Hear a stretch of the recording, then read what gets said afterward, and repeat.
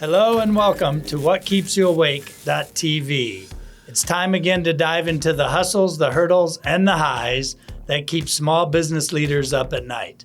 I'm your host, David Hooser, and I'm extremely excited to welcome today's guest, Sara Gullickson. Sara is the CEO and founder of the Cannabis Business Advisors, and as such, she's no stranger to challenges, be it from the government, the community, or simply an unprecedented pace of growth. Sara, welcome to the show. Thank you so much for having me. It's good to have you here. Let's get started with our foundational questions for you.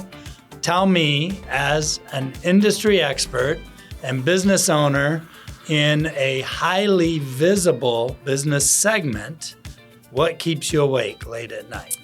I was thinking about this, and I was thinking of all of the things that I keep me bet there awake. are many directions to take this first question. Absolutely. But you know, if it doesn't keep you awake, what are you really doing? What's the point of life? Right. Right, because I want to be passionate. I want to be excited. Okay. I want challenges. And so this industry has never not served me all of those things. And in addition to that, as you know, I wear the, hat of a CEO. I also wear the hat of a single mom of 2 small kids. Yep. And so, waking up at night is just part of the deal. So That's I don't know that it goes away. It doesn't. And those challenges change as both of your babies grow, your business, child and your biological children. Absolutely. So, I think that the business how long have you been in the business? I've been in the business like 14, 15 years. Okay, so almost since its beginning in the U.S. because I got involved when Arizona was legalizing. Okay. And so I had a background. In the medical use. Yep. And, somebody had come over from Oakland and wanted to start doing applications here for licenses. So that's really how I jumped in. And that was kind of when it first began, I remember a lot of my buddies were, as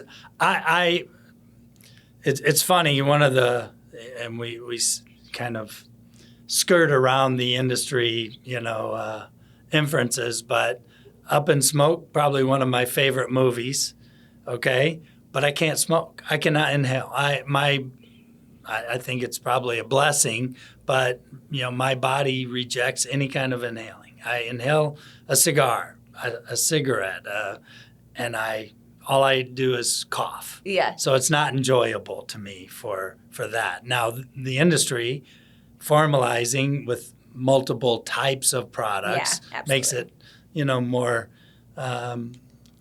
usable in my circumstance.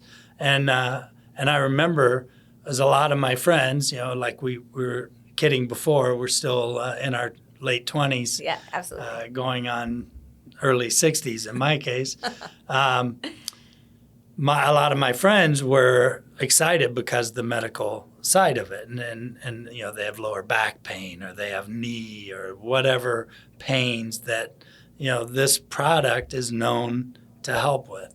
And so I kept calling on my friends going, okay, it's about to be licensed or approved for medical use. I'm sure you're getting a medical license to purchase.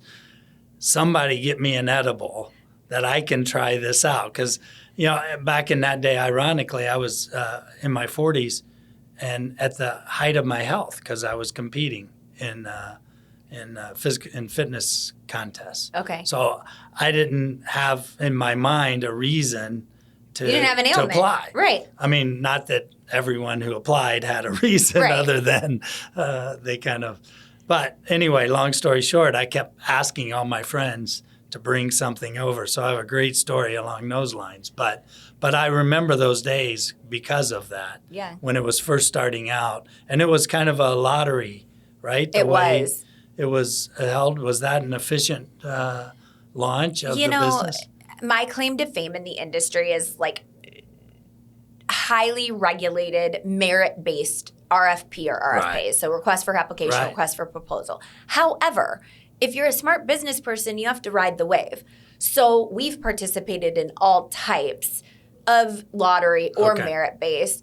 I don't like lottery because I think that, there's no skin in the game. It's like they just pick the luckiest person. The lucky person. And now, the industry's found ways to kind of game the system. And Right. the more balls you put in, the more chance you Right. have. That's right. And It's a lottery. so I like merit-based, where they look at the people and they look who's going to run a really regulated industry. Right. Right. But, you go with what the department says. Okay. I've lobbied against lottery in the past, and I've made an impact and changed State by state? Yeah. Right. But some, they look at it as a way to deter litigation. Okay. So we're working on something in the background that we'll be able to talk a little bit more about that could potentially help the government with more of a fair way to look at applications. Okay. Using technology. So let's go back to you, and you had an associate, a colleague, come talk about Arizona's initiative to become Sort of. legal. So let's go back to that. So at the time, I owned a small agency for spas, salons, and health facilities, and I did marketing. Oh, And so I used to prospect on Craigslist because those are people that weren't hiring, a marketing director or having, that kind of a salary available because it was small business. Small business. So I applied or responded to a Craigslist that said, need help marketing pot or something like that. Okay. And that's really what started my journey. And so he had come over from Oakland. I started as his assistant and really obviously worked my way up. I bought the company. I built the company. I sold the company. So I'm a firm believer in, there's no position that's too small. I've taken the trash out. I've booked the plane ticket. So I think that when something's for you, it finds you. It attracts you naturally. And I tried quitting, and this wasn't full time, for a long time. It was very seasonal. And then when, things got a lot of traction, it was just something that I was like, I'm diving in head first. So Arizona was your first. You're an Arizonan. Yes. Okay. Yeah, based here. How many states now are approved for either recreational or medical? So I think that when you look at the media, it looks like the world's gone cannabis or the U.S. has gone cannabis. And recently, I have to have the conversation with myself of how long am I going to do this? Right. Right? And what's my plan after this? And so about a year ago, I was like, how much of the United States is actually legalized? And I'm talking from recreational use. Okay. Only half of the state or half of the United States U.S. states has access to recreational cannabis. Okay. So that means there are a lot of states needing development. But that's actually more than I would think for that level of access for recreational, full recreational. So I would think it would be more like 15 to 30%, not half. Well, you have to think because California basically started this whole thing and they hold most of the population. Right. So that kind of gives that side of things a jump start. I see. When you say half, you mean half the population. Yes. I mean, if you look at the population of the United States as a whole, I see. More than half of people still don't have access to recreational cannabis. Okay. And so when you talk about, I wanted it for my back or my friends wanted it for their back, I was very against recreational cannabis for a long time. Right. But when we started looking at the research, how can I tell somebody that they can't have it for menstrual cramps or a backache, but somebody can have it for glaucoma?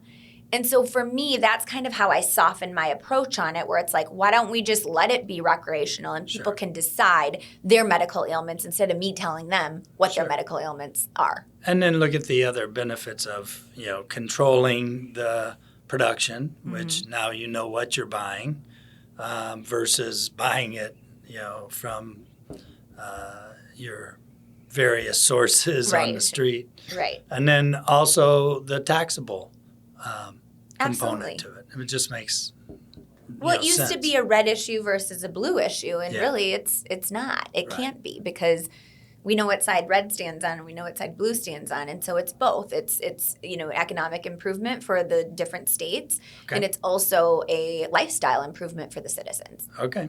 And then now you transitioned from being one of the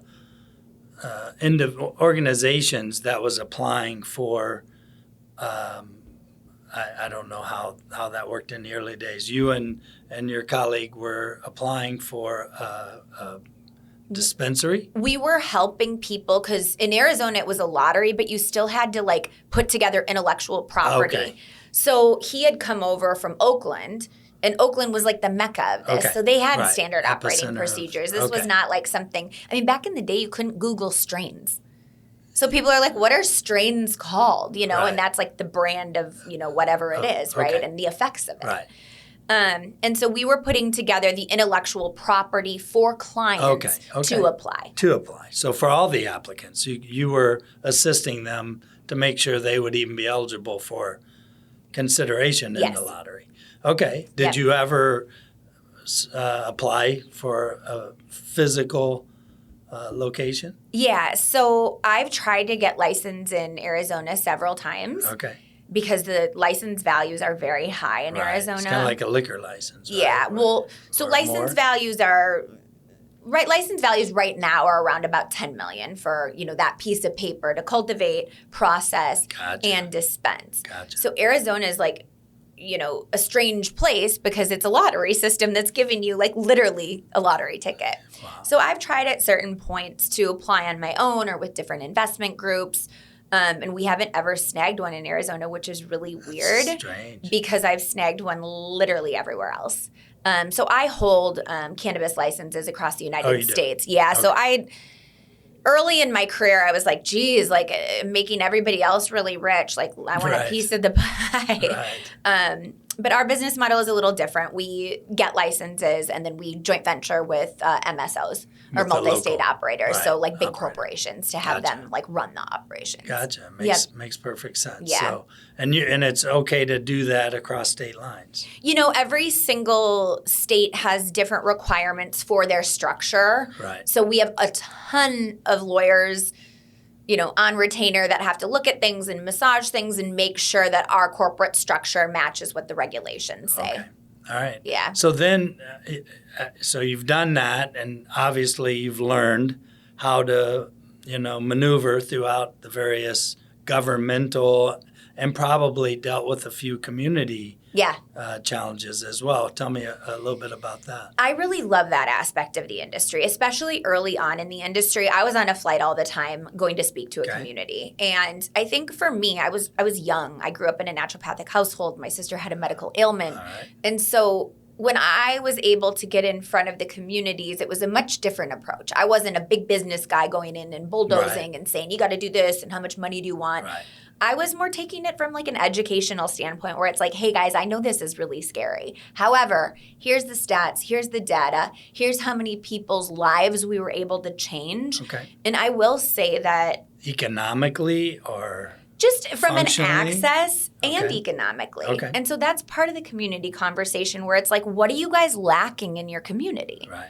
And a lot of the communities we would go into were underserved, underdeveloped. In Pennsylvania specifically, we went into one of the towns that like the whole steel industry left.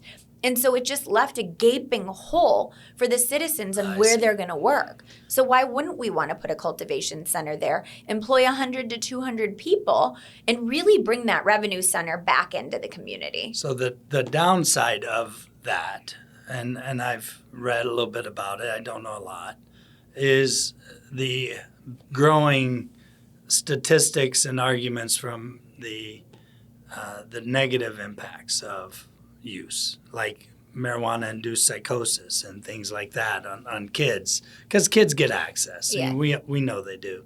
They shouldn't. They aren't legally able to go. No, and buy, exactly. but they get access. Right. They get access to prescription, And fentanyl yeah, and exactly. all the things. So, but that would be kind of a big focus area for community concern, I would think. Yeah, I mean, it's just really about security. It's really about safety. It's really about police involvement. It's about education. Okay. Yeah, So it's not education's one big. bucket that you need to hit. I mean, parents need to look out for all drugs, Okay. not just Oh, cannabis, yeah. right? Alcohol is one of the biggest ones Exactly. that's abused. So I get it, and that's a valid argument, but it has to be paired with reality Right. and education. Well, and the argument, again, is if it's not coming in a controlled manner, it's going to come in an alternative way, which brings an element of the population you don't want in your neighborhood. Right. I mean, we hear about the gang growth and this instead of coming in illegally, comes in through a legal connection with the local dispensary that, everyone could argue. You could easily argue both sides. Absolutely. Yeah. Absolutely. I think it is. And we don't really face that anymore because it's coming to the state. Yeah. It's like, how are we going to do it? How are we going to make sure everybody is safe? So it's been voted in a lot of cases where now you got to implement it. And that's where you kind of come to town, right? Yeah. 2 of the states we're working really heavily in, the government was very against it, but the people wanted it. Yeah. So what do you do? If 65% of your population says, yes, we need this, right. You got to kind of jump on board. Then you got to go. So it's interesting you had that. The audience who watches our show knows, but I was in secondary education, online education. So I started one of the first middle and high schools, online high schools. Oh, okay. And we had the same kind of objections. Are you a real school? How do I know my kids are learning? Right. And things like that. And how the biggest objection to overcome though was, are we real? And will we benefit? And so we had to go through and community by community, state by state, right. get the same kind of approvals for our programs. We even had the fortune to work with the Vietnamese government to set rules and regulations around online learning programs. Because when we got there, we were the very first. Right. Trailblazing. The only reason we got in is because we were issuing a foreign credential, an American diploma, not a Vietnamese diploma. So their own Vietnamese schools couldn't offer online schools and issue credentials based on that. So I got invited to sit on a committee to help form the regs for online learning in Vietnam. So it was very cool. That's amazing. Experience. Yeah. So amazing. I can imagine you're in that position a lot. Yeah. The states, yeah. With the various states. What's going on with federal? Why is our... There's a lot of chatter around federal, and there always is. Right. But how many presidents have said they were going to do something and they wouldn't? Our PR team called us and they were like, do you want to be a spokesperson for the federal side of things? And I'm like, I look at it really differently. Yeah. I don't want the feds involved. I want them to pass something that's like safe banking so that we don't have to pay taxes like drug dealers. Right. But traditionally when for example, California legalized from a municipality standpoint first. Got it. Then they laid state guidance on top of it. Okay. California is a nightmare because they don't talk to each other. Yes. How do you draft regulation that sits on top of all these little microclimates? It's really hard because they don't make sense with each other. Right. So do I want the feds to come out with like a whole program on their own? Third level? Absolutely not. I mean, that would be disastrous, obviously. Right. However, there are some things like banking that we need a little bit of help with, or potentially, descheduling or rescheduling. Got it. Okay. So it might help, but it probably, when it's government involvement, maybe it doesn't help so much. Okay. Yeah. All right. And so your advisory group, is it still growing? Because you said you've been in it now almost 14 years. You've seen crazy growth, I'm sure. Your schedule's probably been, it wasn't easy to get you scheduled for our show. So we were out of town for the summer because it's too hot here. I think with anything, the longer you do it, the easier it becomes, right? So I'm not working 80 hours like I used to. I also... So entrepreneurs, you have that to look forward to. Yes. If you're working 80 hours after you've been in an industry for this long, you might want to consider reworking your management style or, letting go a little bit. Yeah. I'm not a micromanager. I have no interest in that. I am micromanaging my little ones, and that's the only people I should be managing. So yeah, it's extremely busy. Okay. I launched my second firm March 2020. And so Okay. I sold my first firm in 2018, and then I stepped up as the CEO of a publicly traded cannabis company. And then I had a non-compete for a while. And so I did a lot of soul searching during that period where it's like, do I still have passion for this? And the answer was yes. Okay. So we decided to launch the second firm. The second firm functions a lot differently than the first firm. And to answer your question is, lawyers didn't used to be able to partake in, RFP or RFAs Sure. because they would, risk their licensing, Their license, right? And so when I came back to the industry from like a client service perspective in 2020, the fees that we could get out of clients and just every single person on the corner was like a consultant in the industry. Right. So I noticed pretty quickly, like, you got to reinvent. I feel like I've reinvented like a gazillion times. So now we do more like investments. We look at the state. This year our investor took down 6 states that they wanted exclusivity for. So they pay us for that, and then we put projects together with and for them. Okay. It's definitely more of a passive business model. We'll still take on client work where there aren't conflicts, but how I grow the firm isn't through working with like a random person in New Jersey and it's more big picture now. Got it. The state, it's gone corporate. The industry's gone corporate. People hate that, but it has. But if you look at the market, we talk about California being the first. If you look at their agricultural products market, the cannabis sector is 10x the next sector below it, which used to be the biggest, which is like maybe avocados or something. I don't know what. California's got the avocados. Yeah, absolutely. Yeah, no, it's still. I think there's a lot of misconceptions. Big business. It's big business. But it's an expensive business to run, and people don't understand that. I mean, just our tax incentives aren't the same as any other business. Okay. And we have 280E that categorizes us as drug dealers. And so there's certain things we can't write off that other businesses can. Get to. The amount of like legal and consulting that you have to pay. Usually my budgets for securing a license are anywhere from $300,000 to $1 million. Wow. And that's just to get the license. Just to get the paper that you need. Let alone the $2 million that it takes to open a brick and mortar, right, or the $8 million it takes to open an agricultural center, right, north of that. You know, so I wish I was like retired on an island somewhere, but like unfortunately I still have to work because I think that a lot of the people that made like a killing in cannabis either exited at the right moment, built something really great that then, larger corporations wanted to buy. Or a lot of people were doing things really illegally. And my number one goal, and it is and it always will be, is I want to stay out of jail. Yeah, that's right.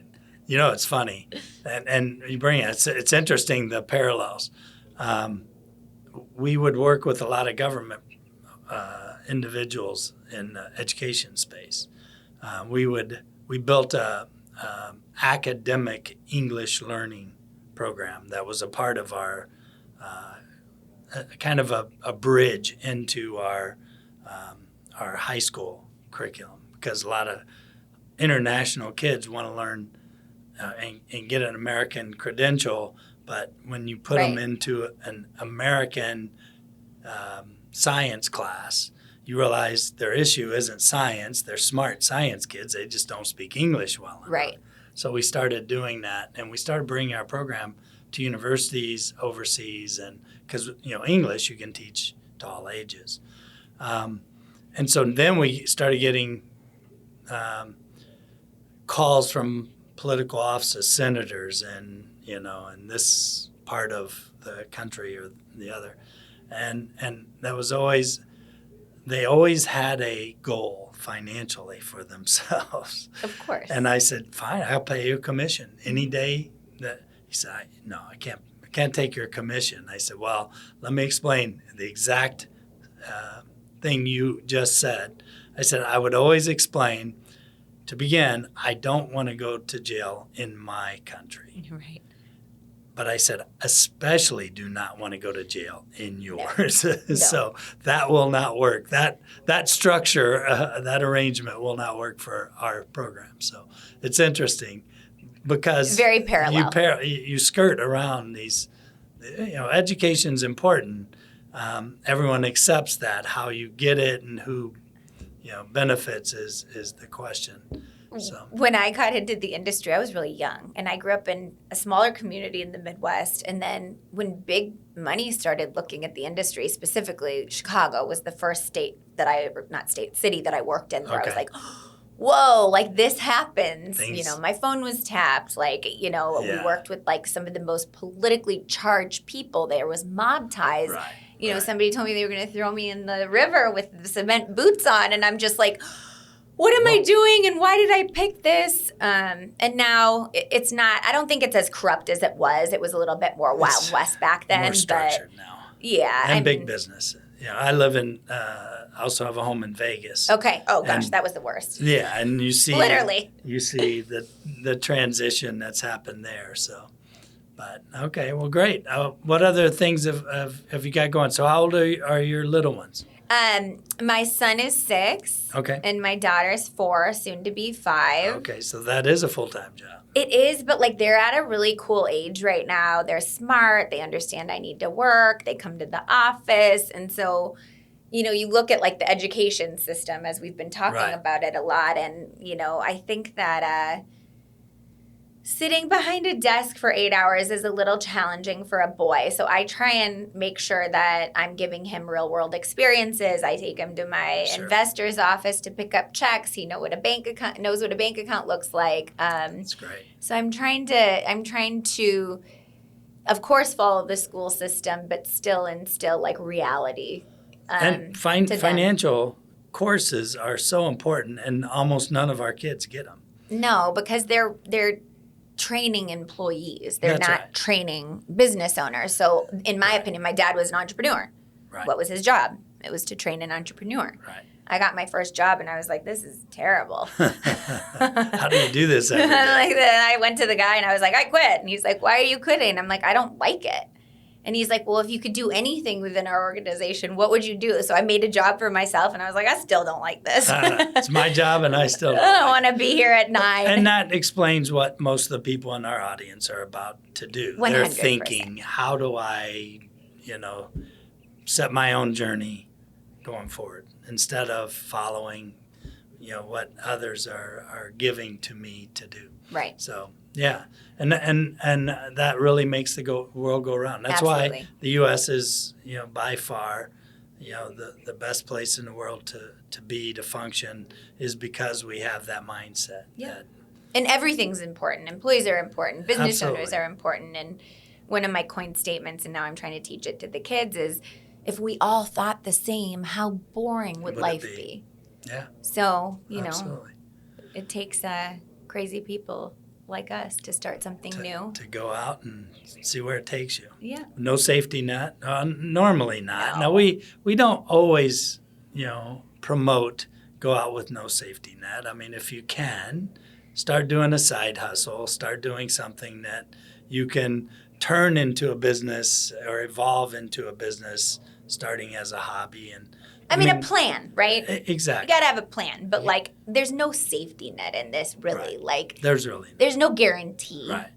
You have to work and rework and figure it out. And tighten up in ways that, you'd, like you said, I'd rather be on an island, but those vacation plans sometimes get altered because you get a call from a big potential contract, a client. So yeah, it changes. And and again, parenthood, same thing. Every day you wake up, there's a new challenge, new twist in the family journey. So anyway, very fun. Well, anything else? I say, kind of,